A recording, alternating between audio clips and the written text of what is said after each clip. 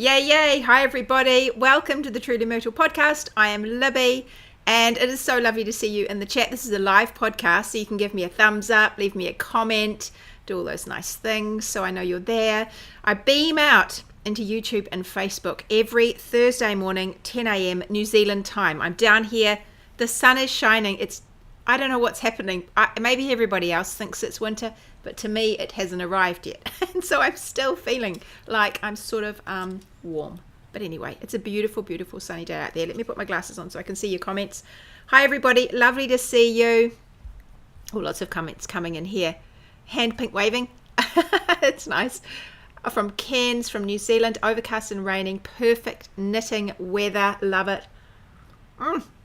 Good morning, everybody. It is so nice to see you. Yes, I have my pink Rita on today. I thought I'd wear a different one for you, apart from the fact that this is the perfect top in this sort of in-between. It's just not really cold. It's sort of muggy and damp and, Anyway, I thought I'd wear this top, and I've just difficult to organize myself.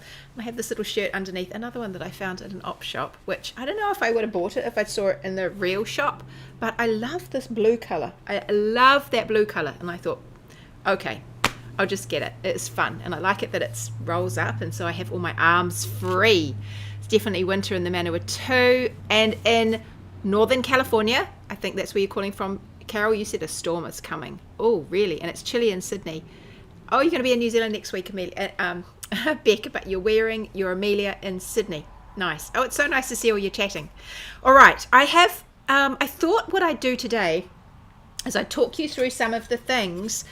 People are busy knitting. So many people are knitting in the Rita knit along over on Facebook. And if you're not joining us and you fancy a really quick, fun knit with lots of inspiration, because a lot of people are doing it, and there's so many pictures of their swatches and all of their yarn ideas.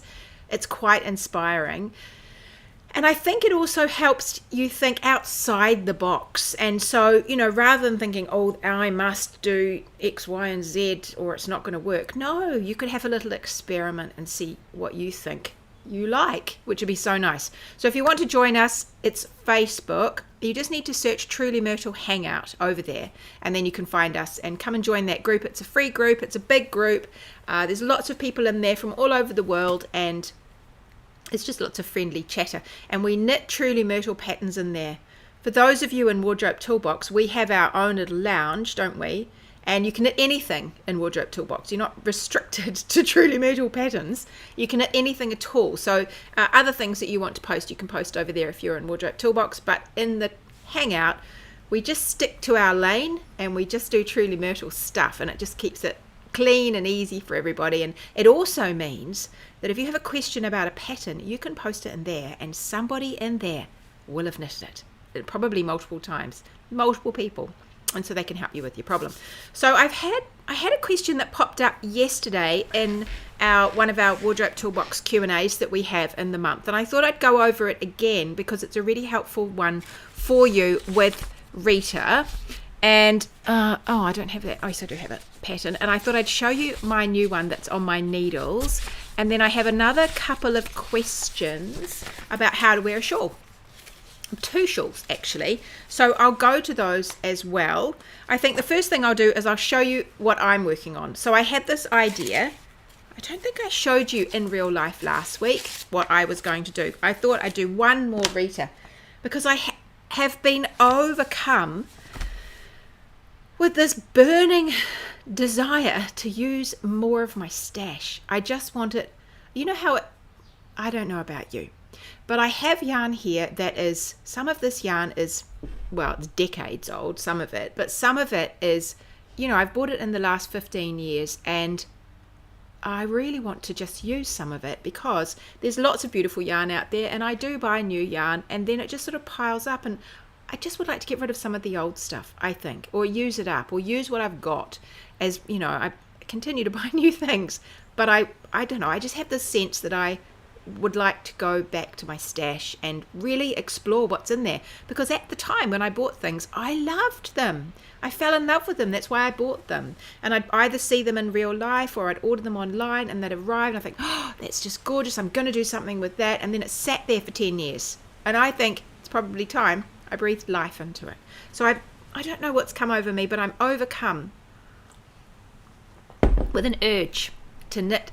There's all of that up there, there's yarn down there, and then there's yarn over there. That's probably the extent of it, my stash. I'm trying to think if I've got yarn anywhere else. There's yarn in the basket. Oh, there's yarn on the top as well. I've got like, that's all sock yarn in there, and that's all scraps, and that is actually, you can't see what's in there, but that's sort of odds and sods balls of DK, and there's cotton in there for mostly dishcloths. But I've got down the bottom there, I've got that row of baskets and stacked up but it's all tubs and baskets in that row. And then there's also a row below of those, see those cream tubs? There's a row below of those cream tubs as well, and I've got more of those. I've got 4 more over there. Oh, and I've got 4 over there, but they're not all full of yarn. There's a lot of yarn in this place, right? The extent of it, there's yarn everywhere. There's yarn everywhere. It's absolutely crazy. So I thought, I just keep looking at things and thinking, oh yeah, I meant to do something with that. Now, what is funny about it is that I have changed. And so not only, I've changed physically, but I've also changed in the kind of where what I'm wanting to wear, probably because I've changed physically as well. But so now I'm looking at things that I bought and I'm thinking, oh, I had an idea that I was going to make, this little cardie something with that. Now I'm thinking, actually, I could do with something else. And so that's kind of be fun, I think. So I think sometimes you might resist using your stash because I don't know, I had an idea for something and then I almost feel trapped into that, and then the minute I decide I want to do that, I don't want to do it anymore. And so it still carries the image of the thing I first thought, and I need to let that go. And so I think when I come at it with fresh eyes and think, okay, you can be whatever you want to be, and I can mix things together, that all of a sudden it opens up all the opportunities for me so that it feels more exciting. Because I think that is the thing, you start losing a bit of, well, I do, my stash loses a bit of excitement because it all feels like, oh, well, you're pegged for that and you're pegged for that and I'm supposed to be doing with that and that, and I'm like, oh god, okay, really, do I want to do all those? So I can change my mind. I'm going to change my mind. I might do some things like the things I thought of, but otherwise I might just change my mind and do wildly different things, which is what I'm doing with this top. Let me show you. I'll just look at your comments. Inspiring to what you're going to knit and create. That there is a lot of yarn. I know, Tamsin, there is a lot of yarn because I have been when my kids were little. When I only had 2 children and they were toddlers, I had a couple of tubs of yarn. That's what I had. I could keep it under the bed. And I had, like tubs like that. I had just a couple, maybe 3 tubs of yarn, and I'd keep it under the bed. And a lot of it was for them. And then as they got older, and certainly once I started releasing patterns and getting into the knitting world, I was in my own knitting world for decades. And then I realized there was other people doing this that weren't just my mother. And so I got into this knitting world, and I was overcome with options. And so in those early years, particularly those early years when I was blogging and working on Trudy Myrtle, I would sell patterns and buy yarn, sell patterns, buy yarn. There wasn't a lot of money left over by the time I sell patterns and buy yarn. And so that's how I grew this stash, just then grew and grew. And it was so much fun. I had such a good time doing it. But now I've got to the point where I think I have some, I don't know, I just feel different, and I feel like I want to use some of that. So that's where we are. The Yarn Barn. I do love that name. Happy Crafter. She's saying I definitely need to go through my yarn stash. My son-in-law has named my crafty room the Yarn Barn. Oh, that's I quite like that. Oh, someone started Rita this morning. Catherine, it's nice to hear that. Oh, it's nice to see you all in here. I'm on a mission to use more from stash than I buy, says Jenny. I think so. I think life is only so long, right? And I think I would like to, there is so much yarn I want to use that I don't own. And so, I could sell things, but I don't tend to be a seller of things. I tend to be a give it away. You like that? Have it. You take that. Here's a whole load of sweater. You just take that. I tend to do that more than, rather than sell it. So, I could do more of that, and I'm waiting for my daughters to need more yarn. I only have one really that's doing much crafting these days. She crochets more than she knits, And so I just pretty much give it open season on my stuff in here, with a few exceptions. Oh no, don't touch that. No. Oh, actually, no, definitely don't touch that, I say. But otherwise, she can pretty much help herself. Or you have plans, but someone keeps bringing out new patterns and you still want to knit the original thing. But yes, the test knitting FOMO. I have got quite a few tests in the running at the moment. I'll show you some of that stuff soon. I've got socks. I've got quite a few patterns that aren't for Wardrobe Toolbox in the works right now, which will make a lot of you very happy, because we're going to have Socktober in October.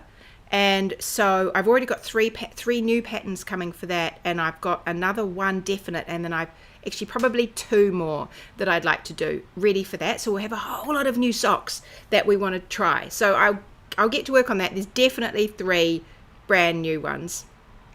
And what else have I got? I've got a jumper on my needles that's about halfway done, which I'll slowly get to. And then I've got another one I've sort of started, but that's probably needs a little bit of work on it, on the pattern itself. But anyway, there's other things happening, so it's really fun. My husband calls my craft room the wool shop. Sharon, I like that too. It does feel, I think that's the thing. I actually think that's the thing. I think I like having my yarn out where I can see it. And if I push the couch forward so I can stand there and I just lean on the couch and then I look at it all, and I can, if I get into the mood that I'm in a yarn shop, but I have to put my head in that place. I'm now shopping my stash. I'm in a yarn shop. And so I do have it organized like I would a shop, so that I have kind of things together that go together. So I have like up there, I'll go on that side first. So this is all like summery yarn up in that basket there. And then underneath that, you can't really, you can see it, but I can't because the comments box is in the way. But that's sort of odds and sods. I've got some beautiful sparkle there. I'm going to do something with that. And then down the bottom, I've got sweater loads. Some of the stuff down here is a little more random, but that's all hand spun, that one there. And then I've got sort of fingering sweater lots. I've got odds and sods, and I've got fingering. This is sort of all shawl yarn at the top here. I actually was getting a bit low on my shawl yarn. And this is all sweaters, all here. You can see I've got big piles of green and blue and teal and all of that. There's all sweater lots of yarn on those ones. And that is sort of merino, mohairs and silks and lace weight. That's a lot of that weight. And then down the bottom I've got odds and sods. That's all mohair. That's all mohair that people have given me over the years. You know how you might meet someone who's older who used to make a lot of garments in the 80s and they have a lot of that old mohair? It's that. That's what I've got in there. People have given it to me. So I've got all sorts. And if I stand there and I look at it like I'm shopping my stash and not feel too confined about what I make, then it can feel quite exciting about what I'm choosing from there. Yes, I think that's true, actually. If I can't see it, I forget I have it. Yes, that is me too. And I actually was listening to a guy talk the other day about notebooks. How I ended up listening to a guy talk about notebooks, I don't know. But I did. And he was talking about how from a little boy, he collected notebooks and he had mostly unused notebooks. And I thought, ooh, that would be me too. I have a lot of empty notebooks. In fact, for years I had many empty notebooks. And then it was just difficult to start them. But the problem was, he was actually then went on to say why he started using them. And he was talking about phones. And he was saying, he had his phone and you can write a note on your phone, which is fine. But I do this and then I forget I have it. I don't even know what I've written down. I need to write things in notebooks and then something I flick open. Otherwise, I have no idea I even wrote it down. I'll come back and look later and go, oh, I forgot that. It's because I don't go and look in my notes in my phone. I think maybe it all just started when I was already too old. So I have got notebooks that I use, and I've actually just bought one the other day. I usually keep one in my handbag, and I bought another one just to slip into my handbag. One of those little fine, thin moleskin ones. Actually, I bought them for my daughter because she uses those religiously. She always has one on her, a little notebook. And so I said, I could do with one of those. Mine's a bit fat. So I got one of those little thin ones. They come in a pack of 3. And then you can just write stuff down in it because you're always writing in it. You remember to look at it. So yes, it's same, I think, for wool. Unless I can see it, I forget what I've got. And actually, it is good to look at what you've got because the moths don't like it when you go poking in your yarn. They get really upset if you're constantly poking through your stash and pulling things out, because all of their happy homes get disturbed. So it's quite good to look at it quite often. Bernadette says, I am in the process of sorting out my stash. I have my own yarn store. I blame Marie Busquet. Once I discovered skeins and Carn, it was written in the stars. Oh, Bernadette, I know.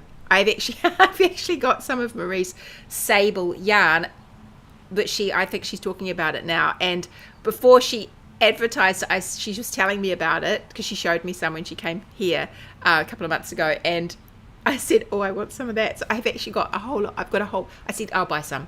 So I bought a whole bag of that. So it's that kind of stuff. It's just there, and I'm thinking, oh, what can I do with that? That can go in the queue. Make a goal to empty one of the cubbies by the end of the year. I could do that. I'm feeling like I just want real freedom. That's what I'm feeling like. I'll just do what and then if I think, I really feel like doing that. This is exciting. I'm just going to do that. I'm trying to embrace that. Morning. My crafting space is the garage, but it's not mine anymore. Oh, my son has his gym gear and a new car parked in there now. My stuff is squished together into a smaller space. How dare he, Maureen, take over your space? Oh boy, don't get me started on notebooks. I know. I think I tell you because I know you can understand. You understand the little fascination with beautiful pens, fabulous notebooks. I've actually been I've been exploring a few art journals as well lately, and I've started in one, but I really fancy doing some bigger things. So anyway, that's just another whole thing, isn't it? There's something about the physical connection of handwriting that seems to help you remember. I think so too, Christine. I really do think so. Certainly, I don't know whether the young people have that still, but I certainly do. Tamsin said, I've started at the beginning of the year with great intentions and forget to write and update my projects. I think there's something about keeping it near you. So I have a blue, one of those, I love those soft coloured blue moleskins because I'm left-handed, and the hardcover ones just drive me crazy sometimes when they won't, trying to, anyway, I like the soft cover ones. And so I keep one tucked in, a blue one. I've showed it to you, I'm sure. Maybe I showed my wardrobe toolboxes. I keep it tucked in with my knitting box that I've now got down in my sitting room, so I can just write notes in it. I don't always remember, but I do try to remember to write things in that. And then I have another one when I'm thinking of ideas for Trudy Myrtle, and I have another one for ideas that I'm thinking of wardrobe toolbox, and I can come back and I think, oh, that was a good idea. I didn't even remember doing that. That was a good idea, or that was a good person to ask for a masterclass. Oh, that's really, and I keep these lists of things like that, but you have to look at them, don't you? Otherwise you forget they're there. Oh my gosh, my dad used to use Parker pens, and I used to give them as gifts. Oh, I love pens and notebooks, best gifts ever. Yeah, I do. It all goes together, doesn't it? It all goes together. Anyway, okay, let me show you. So with that in mind, the idea of using up my stash, I thought, I've been wearing these little tops. I'm finding them extremely good in this weather. They're just great at obviously my stage of life, and the weather and everything, I'm finding them fantastic to wear. And so I've been wearing my blue one. I've worn that quite a lot this week, and I'm wearing the pink one today. And I thought, oh, let's do one more, and I'll do it with you in the knit along. I'll knit it with you, and we've got to the end of July. I've said you can knit it for as long as you like, or as quick as you like, but I thought I'll knit it till the end of July, and that way I can just do a few rows here and there, and it will get done. Initially I grabbed these three, and I thought these will be good because I've got a DK and a fingering and a mohair, and that was pretty much what I had for this one. And so this is beautiful Miss Babs yarn that someone gave me as a present, and so I thought, oh, how perfect. Is one skein, and I hope I've got enough of it. I might just squeeze it in. And then I had a beautiful fingering from Dreamfire, which has yak in it and silk. This has silk too. Let me tell you what's in it. I've got the labels down here. This multicolored one here, that one, it's all those mucky neutrals that I just love. I would consider that a neutral. That's from Miss Babs. It's Harvest Plenty is the name, and it's their Killington DK yarn, right? It's got 85% Polworth, 15% Tussar silk. Oh my word. So it has a lovely feel to it. It's got that nice slink to it. So I thought that would be divine. And then I found, what's another one? And then I found, that was in my stash. And this is from Dreamfire. Oops, let me just put this here. Dreamfire. And this one is the Yasuk 4-ply. It's 20% yak, 20% silk, 60% merino, and neutral. And it was a beautiful neutral color. But the sheen on it, can you see the sheen on that? Oh my word. Well, I love a bit of sheen, I have to say. I love sparkles. I didn't realize how much I love sparkles till about 10 years ago. Okay, so I've got those two to start with, and then I thought it'd be good if, I didn't know if I really wanted mohair for this one. Oops. I didn't know if I really wanted mohair for this one, and I have that in my stash, which I adore that color. And this is actually, it's a kid mohair. It is a 60/40 New Zealand kid mohair and merino in a lace weight, and the colorway is Maven. Okay, and I thought that was, I just love this color. I've made a little hat in this before, and I think the kid mohair is not it's got a little bit of a halo, but it's not crazy halo, and I suspect it's from those beautiful people that do the lovely sleek mohair rather than the real fluffy mohair. So didn't have a heck of a lot of halo, so I was like, okay, I'll start with those. And I just started knitting. I had I just got my needles out and I just cast on, and within a couple of rows I thought, I'm going to treat the back of my sweater, because it's only I had to cast on 21 stitches. I thought, I'm going to treat that as my swatch and see how it goes. And I cast on, and I only did a couple of rows, and I thought, oh no, this is way too gappy. This is not going to work. It's not heavy enough. So then I went back and I thought, oh, okay, I added up the yardage of all three of them. I've just lost the third one. But I added up the yardage together per 100 grams. I divided it by 3, and because there were 3 skeins, and I realized it was something like 170 grams. 170 meters per 100 grams, and I thought, oh, this one is like 100. The original is 100, so the yarn is actually ending up being a bit light. And what I realized was that this one is quite light. This is 930 meters, and that one is just a box standard fingering. But this one is actually 120 meter skein. And so the DK it's quite a light DK, very light. And I thought, aha, so my DK is a little bit light. So what I did was I went to my stash and I thought I probably could do with another fingering, is what I thought. And I hunted through the fingerings and I thought, no, I don't really have another fingering there that I want to include, but I do have quite a lot of random single skeins of lace weight. So I've got this one, which, oh my gosh, I just adore that color. Now, if you're going to go purple, that is my color. Look, I just absolutely love it. This is from Sweet Georgia, and it's cash silk lace. 55% silk, 45% cashmere, 365 meters per 50 grams. So that's 700 and something, 730 per 100 grams. Okay, so it's a little bit of a heavier lace weight, and it's mink is the color. Isn't that beautiful? I bought that, I don't know how many years ago, So I just had one skein sitting there, and I thought, oh, I could pop that in. It is 365 meters. Yeah, and so I thought, I think I need 360 for my thing.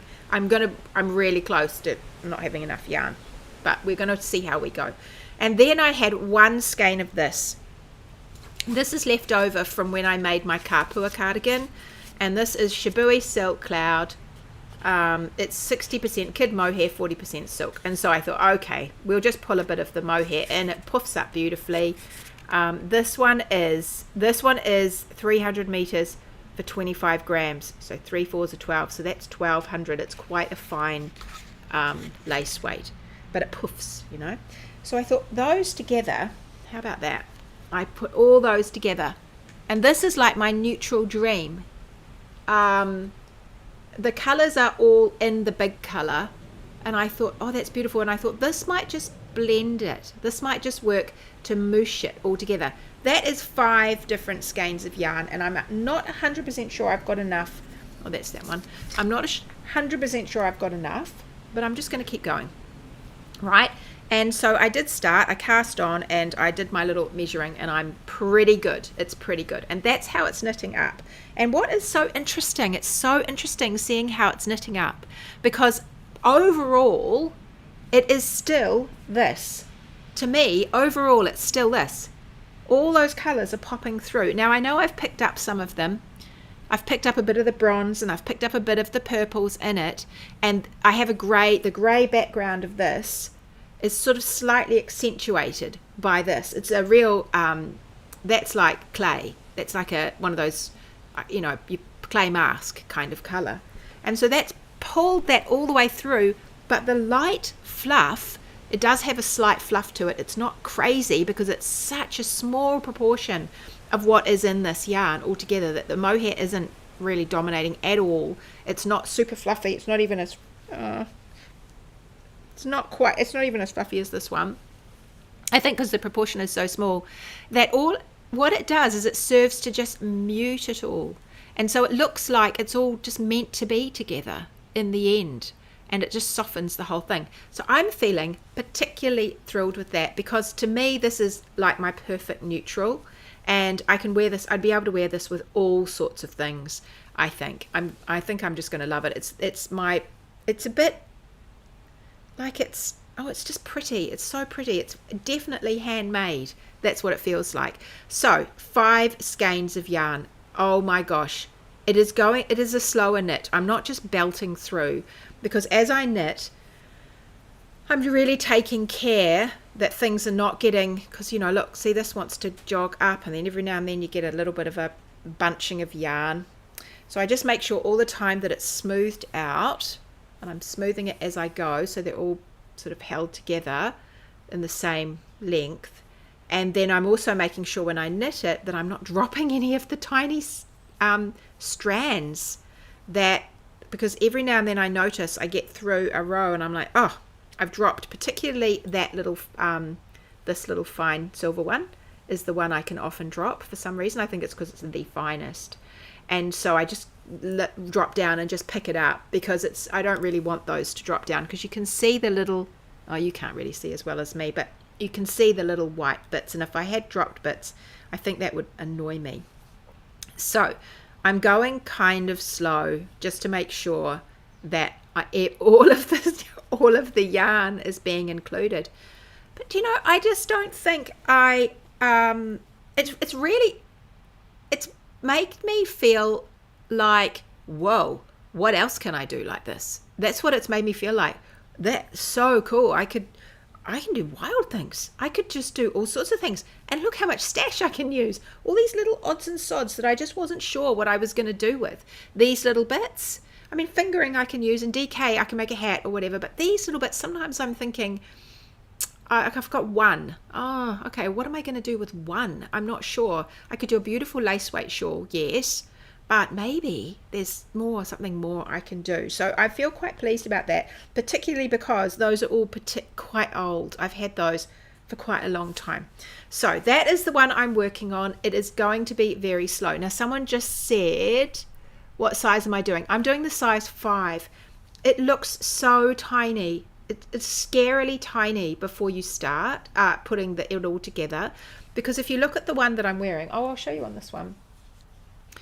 Look, that's the size of the back, and this will relax. This will relax a bit more when I've knitted it, when I swatch it, because it's got so much silk in it. It's just going to ooze out a fraction, and it will sit out. The wool will help it to keep together, but it will ooze slightly. I'm looking forward to it. I was going to do something much more drapey, but this I'm just going to go with it at the moment.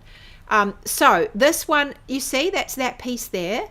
It's not very big, but by the time you add, and then you pick up for the shoulder, and you're like, whoa, man, there's a tiny shoulder. But then you put on the bands, and by the time you put on the bands, it all starts to get a bit more width, and that little strip there, all of a sudden it comes together, and you realize that it's going to work.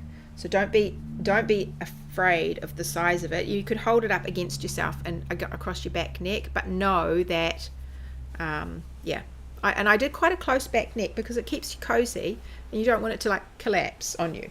So that is the one I'm working on. It is Oh, it's fun. I really just adore these colors, and I know I love bright colors as well, but there's something about these beautiful, that to me, that's my neutral.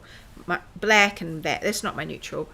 These are my neutrals, aubergines and sort of bronzies, and just beautiful, absolutely beautiful. So that is what I'm working on. I'll just put all the labels back in with that as well, so they're all together and I can keep them. I think I'll play with some swatches tonight. Yeah, I think it's really fun to do that, and you don't need to do much. Oh, because in this bag, oh look, there we go. When I was trying to decide, like I said, I started the back of that. I just started the back, and then I decided that was my swatch. Like, I don't actually advocate this, but that is what I did.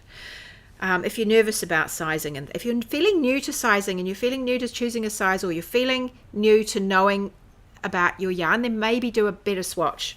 Okay, but if you're feeling really confident, that's the one I did on this blue one.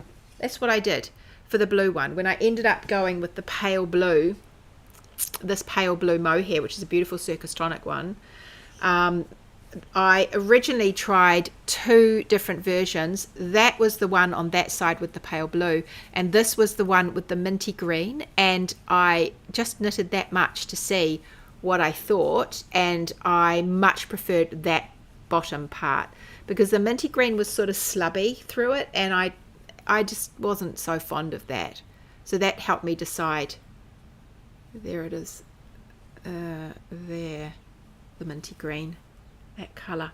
So I ended up going with the pale blue, but that's all I did. It gave me a good idea of size. I think I might have actually washed that one, or I might have just steamed it. I can't remember, because I wanted to see what they would do when they puffed up and really bloomed. But you don't have to go nuts with your swatching. I think the other thing is, this is quite a small thing, and so if there's not so many stitches in it. I think I get you to cast on. Hang on, look, I've got the instructions. You'll be casting on between 19 and 27 stitches. That's how much you cast on. It's not crazy amounts of knitting. If you decide to make the back your swatch, decide if you like it, rip it back. Actually, what I did the other day, rather than winding a whole skein of mohair, what I did the other day when I was trying to experiment between these two was I just wound off a tiny bit, and rather than unwinding an entire skein, I just unwound a bit of the skein and then twisted the skein back up and put it away. And so I just had little amounts, and then when I was swatching, I didn't have to sit, because it takes a long time to wind a mohair skein. So I didn't. I just did a little bit till I decided, and then everything was sort of still intact, and the one I didn't use has gone back into my stash. So I think you don't have to go nuts and unwind everything either. That can save you a lot of time. Now, we did have a question. I'll tell you quickly. Make sure I put another link to this in this week's mini mag in case you didn't grab it last week. This is the stash busting handout that I have. For those of you in Wardrobe Toolbox, don't forget you have that lesson, multi-stranded knitting. It's a good lesson. And so if you want to go back and just refresh, I found it useful actually to go back and refresh myself. I watched the videos. You can speed them up. You can watch them on double time, but they're only like 5 and 10 minutes long, some of them. And I just go through and talk you through this stuff here. And you've got a handout which is actually quite a bit longer, but I did pull it all together, just the guts of it, and I've popped that in last week's mini mag, and I'll do that again this week. And so you can just download it straight from the mini mag. So you'll jump on my mini mag list at trulymyrtle.com/mini mag, and tomorrow morning, my Friday morning, there will be I'll put a link to that in as well. Actually, to remind myself, I'm going to throw it on the floor over there, because I tend to forget a lot of things at the moment. So that's going in there. Okay, I have a couple of questions. The first question I have about Rita is, and I answered this yesterday inside Wardrobe Toolbox, and so I'm just going to go over it again really quickly with you because I think it can be helpful. So the person that asked said she was confused. She said her upper chest was 38.5 and her full chest was 41.5 inches. So that's a 3-inch difference. Remember how I told you measure your upper chest and then we add a couple of inches to it and then pretend it's your bust, and then we'll work out what to do later on down here. So she measured her upper chest and it was 38.5, and it was 3 inches smaller than her full bust. That's not uncommon. But the pattern most of the patterns will expect that you're a 2-inch difference. That's generally how the grading goes. For some of the smaller sizes, the very smallest sizes, they can expect that you have more or less the same upper bust and full bust. If you're particularly petite, then the pattern will be thinking your upper bust and your full bust are the same. But to be honest, if you're particularly petite, unless you have radically smaller shoulders, if you're very busty and you're petite, then do this measure. But if you're not very busty and petite, you probably can just go with your full bust. Or if you're extremely proportionate, then you probably don't need to be thinking about your upper bust. But most of us do, especially as we get older. Most of us do. So take your upper bust measurement. So she took hers 38.5. Okay, so we added 2 inches to that to make 40.5 inches to pretend that's her full bust, even though we know it's an inch bigger. Oh well, inch here or there. We're not going to worry about that at this stage. So we're pretending it's 40.5, and then from there we're looking in the pattern and we're going to find something that, what did I say it was? 38.5 plus 2 takes her to 40.5, and then she's going to think, how much ease do I want in this pattern? In the pattern I recommend about 2 to 3 inches of ease, because you want, it's just because the yarn takes up a lot of that ease, but you just look, it's just nice fit. This is about 2, and I've said 2 3/4. I think this one is on me. So it's just comfy. It does skim over your boobs and kind of go in again. It's just nice and comfy. It's not, you don't squeeze yourself into it, but it's not baggy either. Anyway, so if I take her pretend full bust, which I keep forgetting what I said it was, 40.5, and let's add 2 to 3 inches to that. So it's going to be about 42.5 to 43.5. Okay, so if I go to the pattern and I go to this page in the pattern, which is the sizing page, if I look along the full bust line and I'm looking for a size that's somewhere between 42.5 and 43.5 inches for a finished measurement for the garment itself, okay, because that's her bust, her upper bust plus 2 inches to get her to a pretend full bust. Add on a bit of ease to find a size for her. So there is actually a size here, 42.75. That is the 6th size. 1, 2, 3, 4, 5, 6th size. So that is her size. That is the size she would knit, okay? And she would start there. If you were going to add sleeves or something like that, you would go back and you check how much of this, especially if you're between 2 sizes, how big are the sleeves? Are they going to fit my upper arm with the ease I like? And so on. How the shoulder width, that kind of thing. But for this, it's a pretty simple little garment. It's a good one to practice on. So she's a size 6. That would give her a nice fit across the shoulders and through this part of her. Now, whether she wants to add anything to the bust, maybe. But the thing is that at 42.75 inches for the full bust, hers is actually 41.5. It just gives her an inch of positive ease. And given how stretchy this fabric can be, and given the kind of garment, I don't even know if I'd bother making any mods. I think I'd just go for it and knit like that. So that was a great place to start. But she did some swatching, and she said that her worsted fingering in mohair lace, her gauge for that was 3.5 stitches per inch and 16 rows, and she was using US 11s. So her stitches were mine were 3 stitches to the inch, and she had 3.5 stitches to the inch, which means she's cramming in an extra stitch into that inch. So her stitches are smaller because she's cramming more in. So even though the number is smaller for mine, that means mine are bigger. I can only fit 3. She can fit 3.5. Okay, so her gauge was a little bit out. Her row gauge was also quite a bit out because she can fit 16 rows into 4 inches, whereas I fitted 20. So her stitches are bigger than mine for the rows.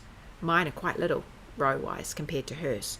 So when she went back to the pattern, she needed, although she knew originally size 6 was going to fit her, if she'd knitted size 6, because her stitches are so much smaller, everything is going to be smaller. The whole garment will turn out too small because her stitches are too small. They're not. She's going to knit the same number of stitches. It's going to be too small. So she's going to need a bigger size. But which size? So what we got her to do was we multiplied 3.5, which is her stitches per inch. We multiplied it by that bust circumference for size 6, because we know that's the bust circumference more or less that she wants. You could just pluck one out of the air if you want, but it's easier if you're nervous, stick to the pattern. So we multiplied 3.5 stitches per inch by 42.75 inches. That means for every inch around the 42.75 around the outside, we're going to stuff 3.5 stitches into it. Okay, so 3.5 times 42.75, and that gave her a new stitch count. It gave her how many stitches she's going to need at the bust in order to make that size, and she will need 148.75 stitches. You can't have a 0.75, but we're just going to roll with that for a minute. So she needs 148.75 stitches. So what the next thing we got her to do is to go back into the pattern, and she had a look in the pattern on page 7, and on page 7 of the pattern there's a part here where it says join in the round. It's under body, so you've joined in the round, and I give you a stitch count at the full bust once you've joined the fronts and the backs. And so what she needed to do was she needed to go and find something around 148.75. And so when I hunt through the list, I've got 146 and 152. So she's somewhere in the middle of those, but 146 is closer than 152. And so she could do the calculation reverse as well. She could say 146 divided by 3.5. How much is my actual bust circumference going to be, and is that one I like? But in the end, she decided, okay, I'm going to go for 146 stitches at the full bust, and that is size 1, 2, 3, 4, 5, 6, 7, 8, 9. 1, 2, 3, 4, 5, 6, 7, 8, 9. Yeah, size 9. So instead of knitting size 6 to get the same circumference, or pretty much the same circumference at the bust, now she's going to knit size 9 instead. And that doesn't mean when she comes back here, it doesn't mean by knitting size 9 that she's going to get that size, because don't forget 50 inches, because don't forget all her stitches are smaller than mine. So she'll cast on the same number of stitches, but her stitches are littler, and so she's going to end up making it only that big. And so it's just a jiggling it around. The last question she had was, oh flip, what about yardage? And the thing about yardage is, because you're going to be knitting more stitches, you're going to need more yardage. So where you would have originally had 460 meters or yards per 100 up to make the garment, now you're going to go an inch up to that size 9, because you're going to be knitting more. So I would head towards the size 9 for yardage. So you will need a little bit more, but if you're making it cropped, you won't need that much anyway, because it's not as long. So I thought that was just, I hope that's just helpful to talk you through, because I think a lot of you could be in that situation. If you're just pulling yarn out of your stash and you're saying, I love this fabric, because that's the main thing about this. I love this fabric. That's what you're after. Like me, looking at mine with my 3 yarns held together and thinking, oh, it's too gappy. I didn't like that fabric. It was too gappy. So I grabbed some more skeins, and now it's lovely. It's lovely and plump. It's a real plump fabric that I know I like.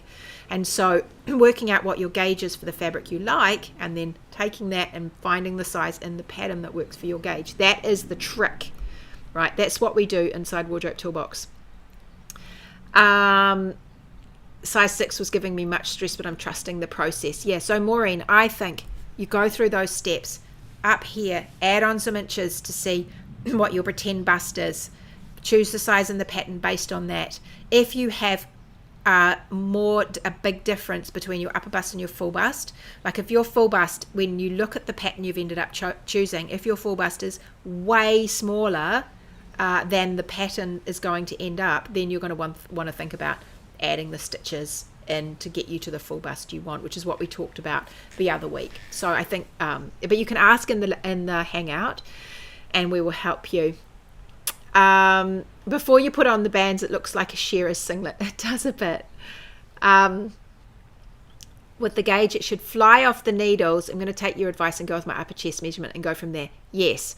So I think, but ask. You can double check before you can do it. This is what I recommend. There's a lot to be learned when you do it yourself. Heaps, and you might not get it right, but that's fine, because we learn more from our mistakes. So try it. Try what I just said. Go back to the pattern, and then you could do what this person did in Wardrobe Toolbox, and you send me a question, or post it in the hangout and say, hey, this is my upper bust, This is my full bust. This is my gauge.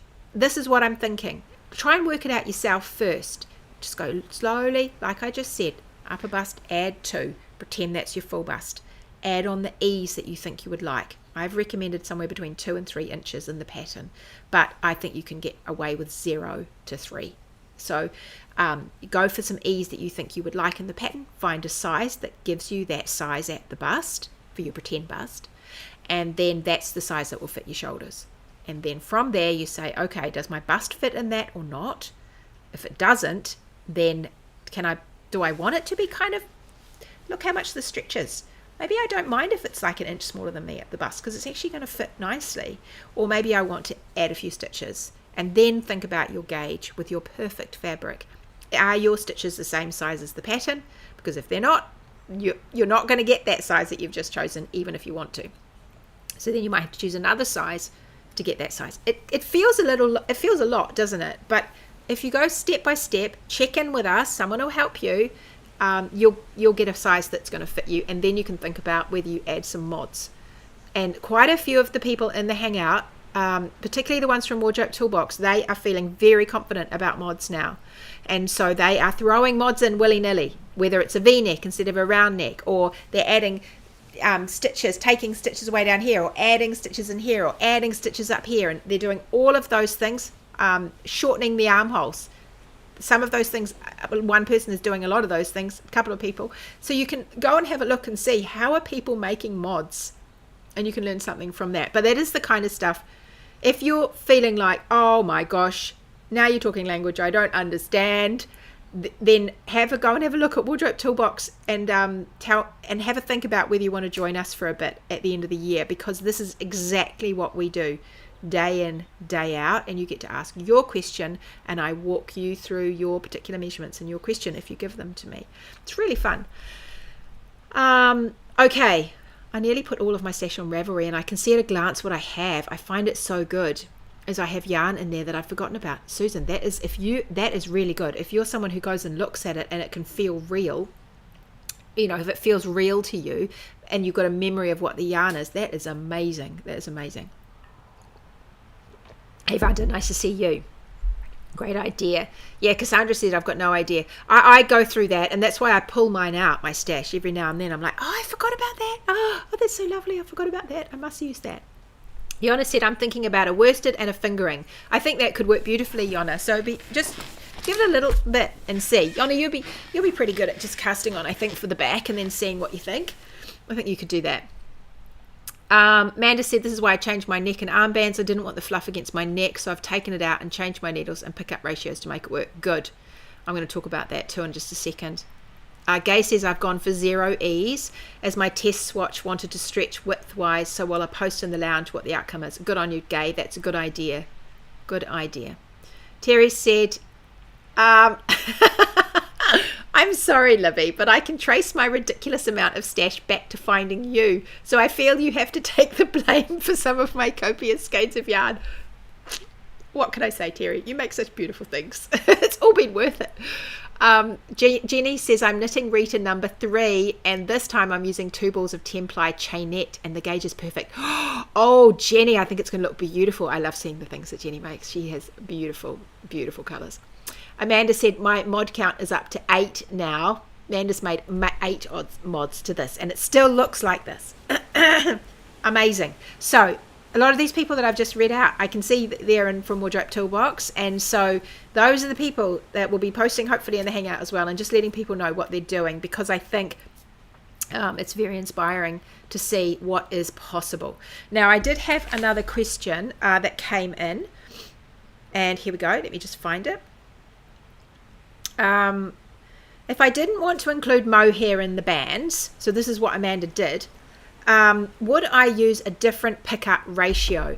Now, if you're not going to include the mohair in the bands, so that you've got like, let's hold up 3. So I've got these 3 that I use for my blue one, and let's say I just wanted to do my bands plain, and I took out my mohair. All of a sudden my yarn is lighter because the mohair adds a little bit more extra to it. So I've taken out the mohair. So I would work out what my stitch count was for this for these 2 just together. And then I would take my stitches over my rows. I do that calculation and I work out what the ratio was. So if it's, I need to think of one that's really nice now. I had one yesterday. Let's say it's 2/3, because that is, that's what it ends up being. If you end up with, so you take your number of stitches. Can someone give me a number? 2/3. What would 2/3 be? 3 4's a 12. 2 3 is 6. So no, that would be 50%. It's going to be something like 14 over 16, something like that. 20 over 32, something like that. Whatever it is, take your stitches, divide it by your rows, and then find the decimal point that it turns into. And it might be 0.666. Fabulous. That is 2/3, right? We all know that's 2/3, which means for every 3 rows, you pick up 2 stitches. If your calculation comes out to 0.75, we know that's 3/4. So we know for every 4 rows, you pick up 3 stitches. It's the same with your button bands and your necks and things like that. So you can, where you have a straight section, where you're going down here, the straight section, pick up the ratio from your gauge. It might be that yours ends up being 5/7, or 3/5. 3/5, I had that. It's in Rita. 3/5 is what the ratio is. And so I get you to pick it up at a 2/3 and a 1/2, just alternating those to make 3/5. So figure out what your fraction is, and then the bottom number is the number of rows and the top number is the number of stitches, and do that. Now, if you're picking up along the back neck, do 1 for 1. But you could actually pick up just a couple more. You have to see how different your gauge is, but you could pick up just a couple more across the back neck if your gauge is much smaller, and the same as across the front, because you don't want it to pull it in too much. You want to leave it a bit of room. And then when you're picking up around a curve like that, often we pick those up at 2/3 or 3/4. It tends to be what those curves want to be, but just see what your fraction is and how it compares to what I get you to do for the pickup rate in the pattern, and then you can fudge it quite a lot, but essentially you want to find your own gauge. So I would start with that, and then go from there, so that things lie beautifully flat rather than all being picking up a lot, picking up too few stitches, and then it ends up being all kind of bundled up around your side. Do you understand what I'm saying? I hope you do. Okay, but you can ask us that as well when you get there. Also, I've got another thing here. Claire's sent me a message. Can you please remind them to create an account when you're buying patterns? I'm getting quite a few emails from people who say, I can't find my pattern, and I've asked my computer lady to change, on Truly Myrtle this is. So when you get the email that says you've bought a pattern, there is a link in that. In the email, there's a link, and you click that, and that will give you the pattern. That's how you find the pattern. And some people, it's a bit confusing about where the pattern is from that email. But I've asked her to change the text on it. I don't know if she's had a chance to do that yet. To say, here is the pattern, click this link. Like, that's it, click that link.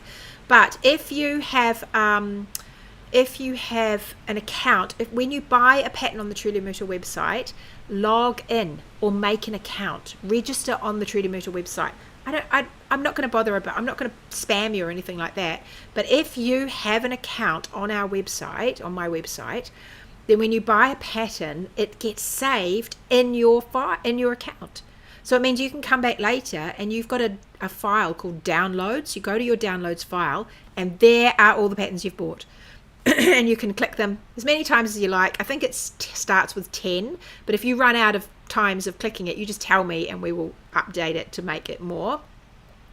But you can click it there and it just saves it. So if the email has gone missing, or you can't find it, or you don't know where you put your file, you go back to your account, you log in, you go to downloads, and boom, there are your patterns. How amazing is that? The other thing is that we have a giveaway inside the Hangout every week.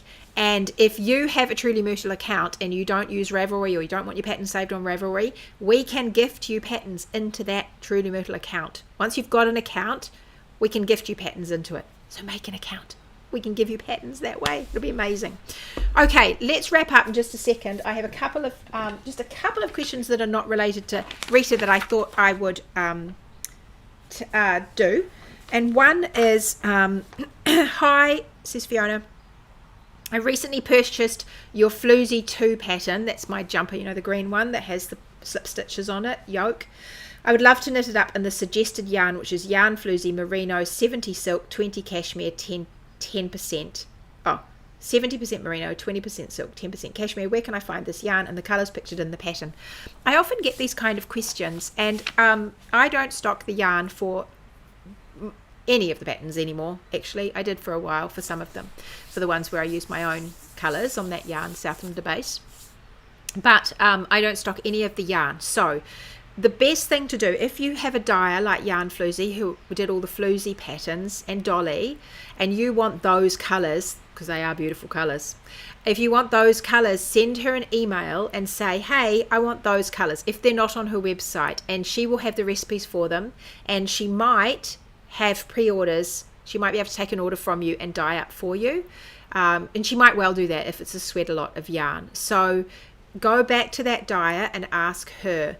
She might also be able to tell you, oh, I haven't got any at the moment, but if you look at that particular shop, I've stocked a particular shop with some, because I know she's stocking shops. So I would email her in the first instance and just say, hey, I want to make this. I've got the pattern. I just love the colours that you dyed for that, and give her she'll know what they are. And can you dye them for me, or can you tell me where I can get hold of them? But that's the quickest way to do it. She is in New Zealand, and so you will be buying them from New Zealand.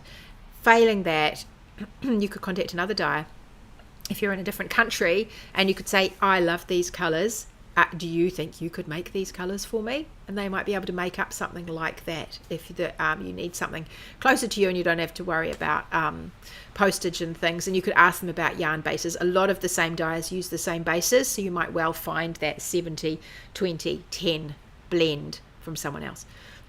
So I get that question quite a lot about the yarns. Okay, finally, somebody has just made these two beautiful shawls in the hangout, this one, which is Thundercloud Kisses. I feel like it's been a while since I held up a shawl for you, although I have got a shawl coming for you, which I adore. It's a Wardrobe Toolbox one. This is Thundercloud Kisses, and she's knitted on the bias. So you start in the corner down here, and you knit, and you put on all these little kisses like that all the way through, and then you come to the end and you have this beautiful border that ends with kisses on the end at the border. And she was saying, how do I wear these shawls? How do I wear them? So what I do is, for these kind of shawls, you can wear them like this, and I've got a knot in the end of mine, so I don't tend to wear it like this. Whoops.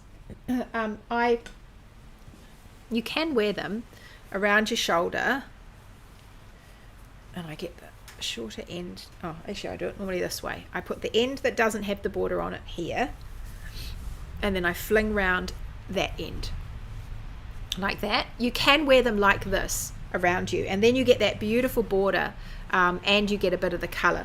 But what I think is probably quite good with that is if you've got something to secure it, like a brooch or a shawl cuff or something like that, to secure it in that spot, and then it doesn't fall off.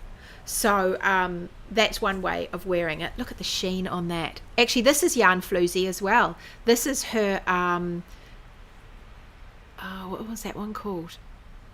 It's something like volcanic-y kind of a name. I can't remember what it's called. I just love that colour, and then the grey. I'm pretty sure this is Yarn Floozy. And then the other way I wear this mostly, I put it on, so I've got the long side like that, and I put it on like a bandana style. I often wear my shawls like this because I keep my neck nice and warm, and then I can just arrange it, and I spend a little bit of a moment. Got that one there. I can spread that out over my shoulder like that.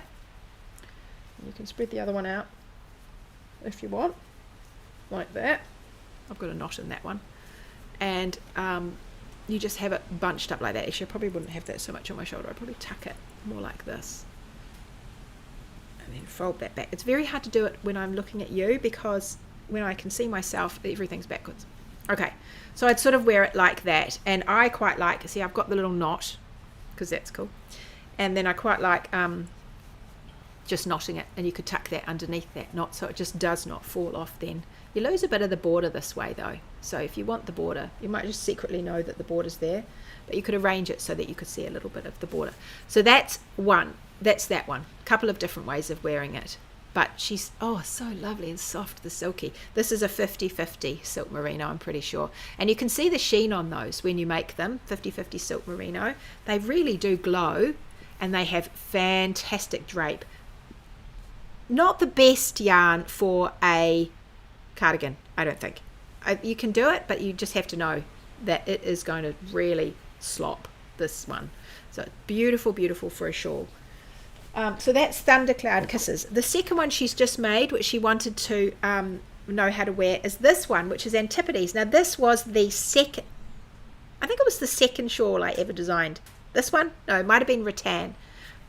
I can't remember. It was rattan. It was in the top 3, top 5, somewhere like that. So this is a shawl that's also started from side to side. This is a great shawl for 2 kinds of people. It's great for all people, but for 2 kinds of people. One, for someone that's never made a shawl before. What a great option this is, because it just starts tiny and it's garter in the middle, and you just work your could do with reblocking this one, and you work your edge as you go. You get to halfway through your skein, you turn around and you go back the other side. It's great for that.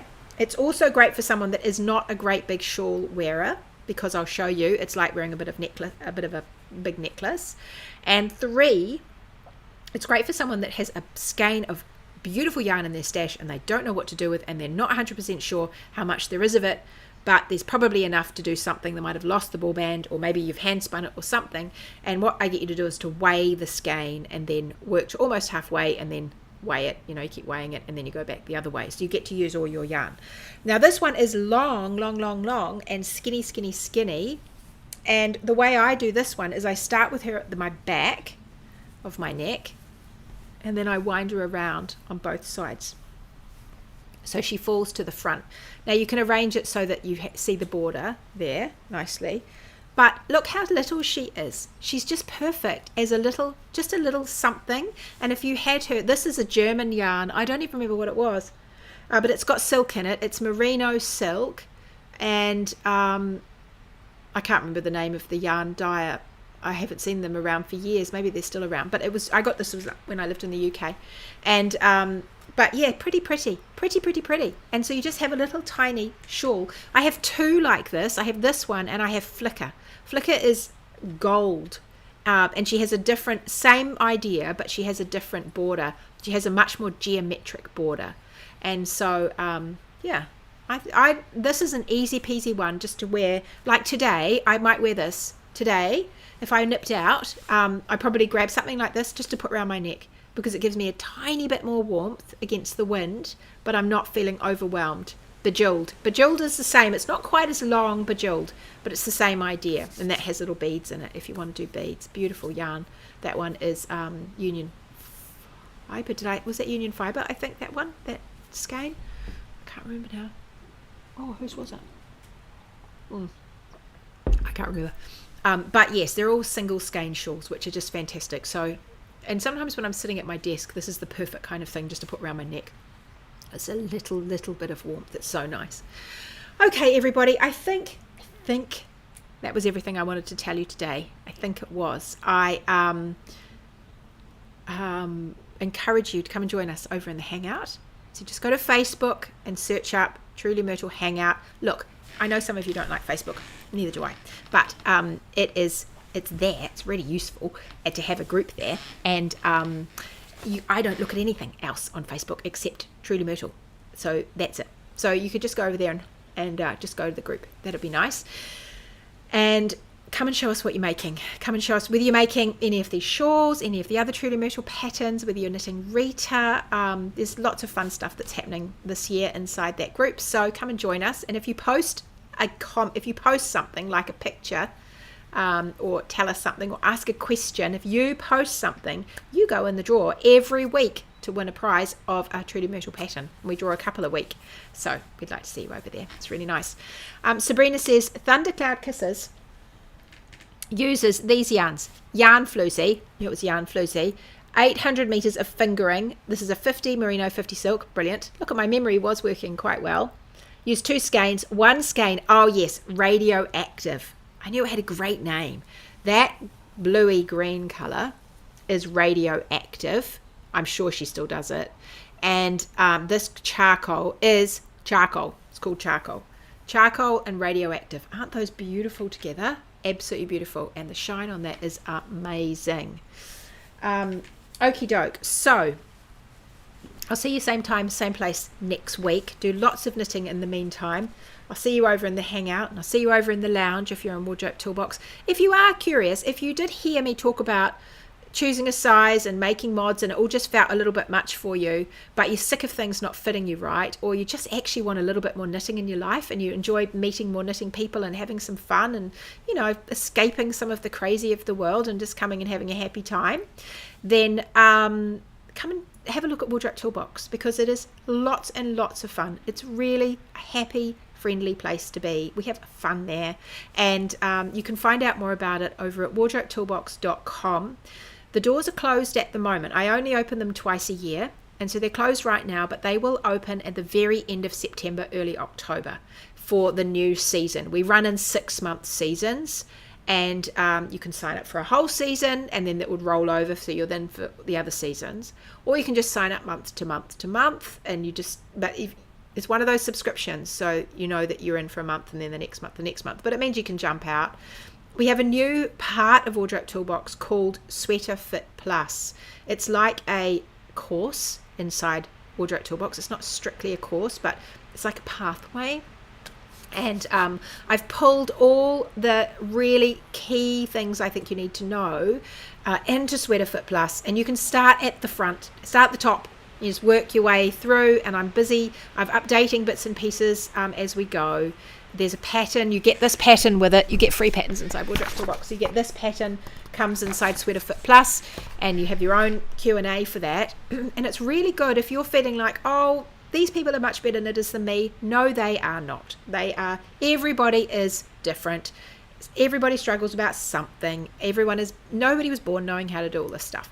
And so we've got Sweater Fit Plus inside, and if you've been a member for 6 months, once you've been a member for 6 months, you might sign up for 6 months initially, or maybe you've stayed for a full season. Then even if you decide to leave, if your circumstances change, or you think I've learned quite a lot, I'm going to head off, then you get to keep Sweater Fit Plus, which is really nice. So go and have a look, wardrobetoolbox.com. Oh, Gay is saying, knitting is my happy place. I'm so glad I found Wardrobe Toolbox. Yeah, because it's a little bit more than, it's not just like lessons. I don't just like teach you things.